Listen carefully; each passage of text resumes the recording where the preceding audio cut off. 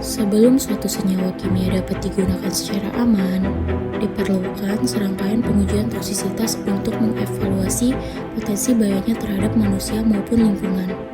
Selama ini, proses pengujian tersebut umumnya dilakukan melalui eksperimen laboratorium yang memerlukan berbagai tahapan pengujian. Namun, pendekatan konvensional masih menghadapi beberapa tantangan. Selain membutuhkan biaya yang tinggi, proses pengujian juga memerlukan waktu yang cukup lama sebelum hasil dapat diperoleh. Kondisi ini mendorong perlunya metode alternatif yang lebih cepat dan efisien untuk mendukung proses penilaian toksisitas senyawa kimia. Untuk mengatasi tantangan dalam prediksi toksisitas secara lebih cepat dan efisien, kami memperkenalkan PETOX, sistem prediksi toksisitas berbasis QSAR.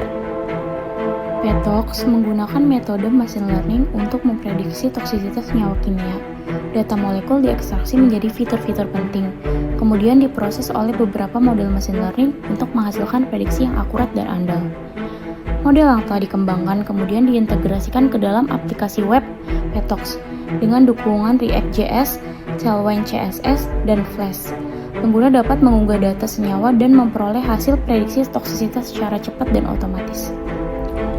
PETOX dimulai dengan menerima struktur molekul dalam format SMILE sebagai input. Data yang masuk kemudian dibersihkan dan distandarisasi untuk memastikan struktur kimia dapat diproses dengan benar. Selanjutnya, sistem menggunakan RDKit untuk mengubah struktur molekul menjadi berbagai fitur penting seperti molecular descriptor dan fingerprint yang akan digunakan dalam proses analisis.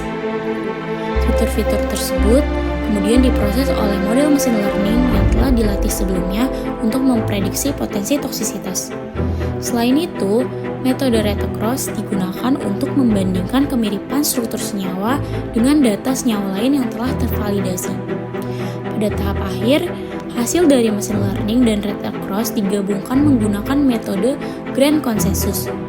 Hasil inilah yang menjadi dasar dalam memberikan prediksi toksisitas yang lebih akurat dan terpercaya kepada pengguna. Sekian video dari kelompok kami. Mohon maaf bila ada kekurangan. Terima kasih.